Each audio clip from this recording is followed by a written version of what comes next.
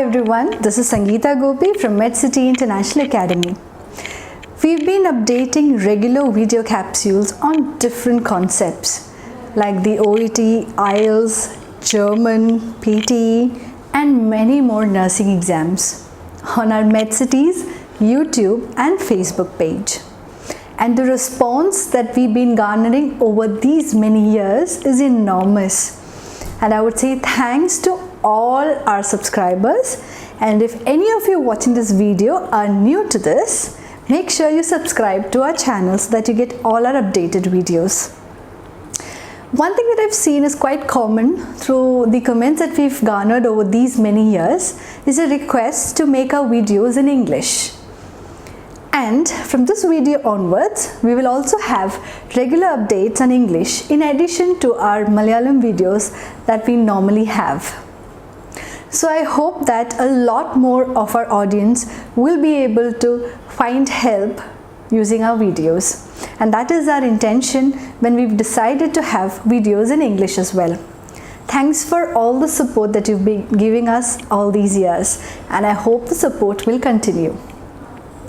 Today's video is on IELTS, and yes, it's something that I wanted to do for a long time now, and probably today is the day that I've decided that let's just get this started and go on with this video. I've been training students for the IELTS for around 7 to 8 years now. Prior to starting my training, I've underwent certain courses to ensure that I'm fully equipped to deal with the requirements of an IELTS candidate. Of course, like most of the trainers, I've gone through the Train the Trainers program that is provided by the British Council and the IDP. In addition to that, I've also undertaken a CELTA certificate, and that is awarded by the Cambridge University. It is a certificate in English language teaching to adults, and it is a course that is provided across countries. Okay, so I basically got the certificate from Oman. That is where I was initially working, and from then on I started my journey into actively training students for these kind of language oriented competitive exams, and one such exam is IELTS. So I was telling you about a video that I wanted to do for quite some time now. While interacting with my students, be it for the writing or the speaking sessions, I've noticed certain things that my students have been doing for a couple of years now. Initially, when I came across this, I was quite taken aback. I would say the first time I was exposed to these kind of things, I was like, okay, that is not in place, and I would give this feedback to the students saying that this is definitely not something that you should be doing, it is not in place, and the reasons for that. And over the years I've seen this repeat quite often, and that is when I went to find out what really was behind so many students following a similar pattern. I'm sure you must be thinking what I'm talking about. Well, there are a certain set of words that I found certain students use regularly. And when I found that these words were quite common over the years, it kept me thinking, and then I went back to find out what really was the source of these words. To give out some of those words, I would say one is plethora. And I went behind searching for what the source was, and I found that there are so many YouTube videos that basically help and assist IELTS aspirants. So it's helping them probably in different ways or different modules of the IELTS. And one such video or some of these videos where the trainer or the person presenting the video gives out, let's say, 5 or 6 or 10 words that a candidate should be using in their IELTS test. So I wouldn't say that making such videos is completely wrong. No, that is not my intention. Because when somebody takes an effort to select 5 or 10 words out of the huge list of words that English has, and to make your work easier by giving it out to you and saying, okay, these are the 5 or 10 sure short words that will help you score in your IELTS test. I would say their effort is commendable, and I really appreciate for all the work that the people behind these videos have put in. I just have a word of caution for the users or subscribers of the videos. Definitely these videos help build your vocabulary. You know, when you're given out, let's say, a set of words like plethora, humongous, or let's say mesmerize, any of these kind of words, let's say recapitulate, there are a set of words. I would say it's good to know these new words so that you can build and develop your vocabulary. And to lend their word, or to borrow their word, I'm sorry, not lend, to borrow the word that this video says, let's say, the response to such videos is humongous. And there are millions of viewers who have subscribed to the video, which is all fine. Hats off to the makers of those videos. But I would say there is a small problem behind following such videos. And that is, when let's say 3 or 4 million viewers watch it and all these 3 to 4 million people use the same set of words in their IELTS exam, there is a big danger behind that. Now, when you just learn 5 or 10 words and build your vocabulary based on only those words, and you go and attend the test, whether it be writing or speaking, the problem is, out of your response, it is just these 5 or 10 words that stand out to the examiner. So if it's an essay that you've written, out of your entire 250 or 260 worded essay, there will be 10 such words that stand out, that are probably quite fancy or quite, let's say, less used kind of words. Now, when these 10 words stand out in your response, whether it be your essay or your speaking, your spoken response, what happens is, it's quite clear to the examiner that these are 5 or 10 words you've learned. Okay? So you just have 5 or 10 difficult sounding words in your response, but the rest of your vocabulary are quite simple. And that is why these 5 or 10 words stand out. As I said, I genuinely appreciate the efforts behind these videos, and I'm sure these videos are helping out millions of aspirants in fulfilling their dreams or getting a higher band score. At the same time, make sure that you do not just follow these 5 or 10 words that are given to you. And if at all you follow only these 5 or 10 words, make sure you perfectly are aware of the correct usage of those words. Let me take the example of plethora. Now, some students use this word where probably I would say it is not quite maybe required or relevant. Or like I said, that's the only difficult sounding word that stands out in their response.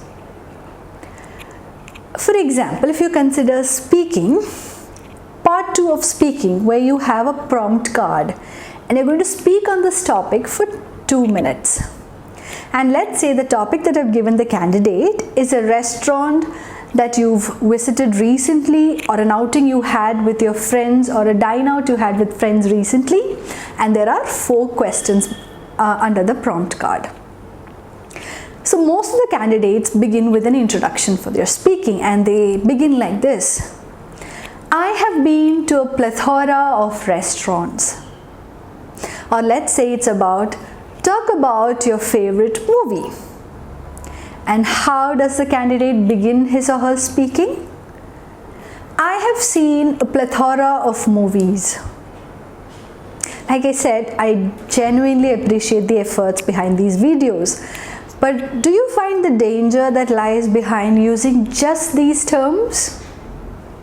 Well, one, if you're not aware of the right usage, you would say, I have seen plethora of movies.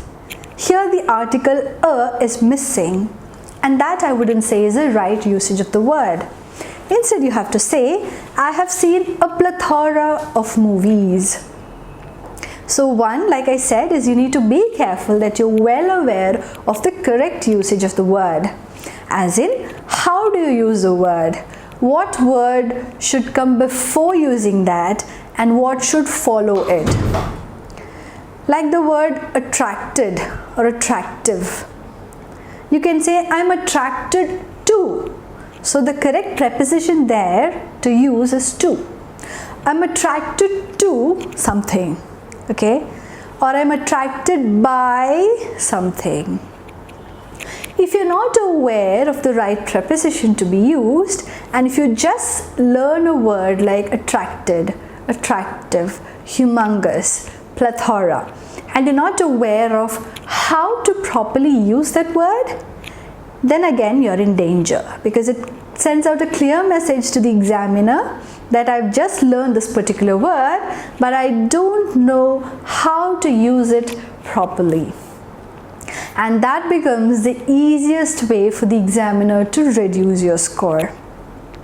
So if at all you have a plan of learning 5 or 10 or 15 words to build your vocabulary, and you have a plan to use these same 5 or 10 words irrespective of the question or the topic that comes, and no matter what is asked, you're going to try and fit in these words, then you need to be careful that you are aware of the right usage. How do I use these words? If you're not aware of the right usage, I would definitely recommend not to just learn or memorize 5 or 10 words. Do not restrict building a vocabulary to just 5 or 10 words that these makers of the videos give you. They have given these videos, or they have given you 5 or 10 words to follow, because probably they find these words a way to ensure you get a higher band score, or they feel that they are less difficult, or less, I wouldn't say less difficult, sorry, less used words. So probably to make your response stand out, they would suggest these kind of words. But if you're not really sure of how exactly to use them, please do not go ahead with using those words. Another problem by using just these 5 or 10 words is that all of your responses would look very similar. Let's say, let me take the example of my class itself. When I give them an essay, and I'm sure this happens with everyone, students these days are tech savvy, and they have every right and they must refer multiple resources or sources when they attend a session. So apart from the regular sessions that we have here at MedCity, my students also refer to a lot of videos and websites that are available. And when they come across such videos where the makers have listed out 5 or 10 words that will ensure them good scores, they learn those words and they try to use them in their essay. So in a class, probably if there are 25 or 35 students, let's say 20 of them use this word. Now that becomes a repetitive usage. So imagine as an examiner, when I'm correcting, let's say 100 papers a day, and I come across the same word in 50 or 60 odd papers, it really stands out as, yes, this person has learned just these words, or these people have learned just these words. And to top it all, if you're not really sure of the correct usage, then you're giving it a very free means for the examiner to reduce your score. So I would say this is the aspect that you need to really be careful about. What I would say is, good that you watch such videos. Please continue developing your vocabulary, but at the same time, learn more of such words so that in your essay or in your spoken response, these 5 or 10 words do not stand out. You have more of such words, and these words that you use merge into your other responses. So in an essay, just 10 difficult words do not stand out, but most of your sentences or most of your words have the similar standard or the similar difficulty level. In that case, you've merged the words well within your response, and it becomes very difficult for the examiner to spot or pick out 10 words probably the candidate has memorized. So please continue developing your vocabulary by using these videos, but do not restrict yourself from just using these 5 or 10 words. Go ahead and learn a lot more of those and try to merge these words that you use well within your written or spoken response. I have a tip to add when I do this particular video, and my tip is that I often give my students as well is KISS, K-I-S-S. And that is, keep it simple and short. That is what I always advise my students, whether it be writing or speaking. Do not try to show off your language skill, and do not think that just using 10 difficult words will fetch you a high band score in your writing or speaking. It's your overall response, and there are a lot of other factors, and vocabulary is just one of them. There you have grammatical usages. If it is speaking, you have fluency. You have pronunciation. If it is writing, you have task response or task achievement. You have coherence and cohesion. So there are many other factors that the examiners take into consideration before giving you your band scores. So do not just focus on building your vocabulary. Try to develop your overall language ability, and that should be your motto. And meanwhile, you can follow this mantra, which is KISS, keep it simple and short. So whenever you write or speak, let it be simple. You don't have to use difficult sounding words, but you can focus on using better construction of sentences. You can also focus on using different word forms instead of learning difficult or different words. We know we have to paraphrase when we do our writing, whether it be task 1 or task 2. We mostly paraphrase a question when we begin an essay, or even in our speaking of IELTS, when the question is asked by the examiner, we begin our response by paraphrasing the question, as in saying the same things in our own words. And when we do that, synonyms need not always be different words. When you try to find out synonyms, it need not always be different words. And when we try to paraphrase, do not think of finding out a different word to replace. For example, the word child. How would you replace the word child? Now, such words are often quite confusing to the aspirants, and they think, okay, I need to find a synonym for child. Now, what do I write? Can I find a different word? Can I use teenager instead? Can I use kid? What do I use? Now, you don't have to think so much about, paraphrasing. You don't always have to replace it with a new word. It could also be a change in the word form. So the word child can be used in its plural form, which is children, or can be used as childhood. Okay? For example, let's say a child should develop certain qualities from home. So the word child is used in the question. When you paraphrase it, you can use children, or you can use certain values should be cultivated from the childhood by their parents.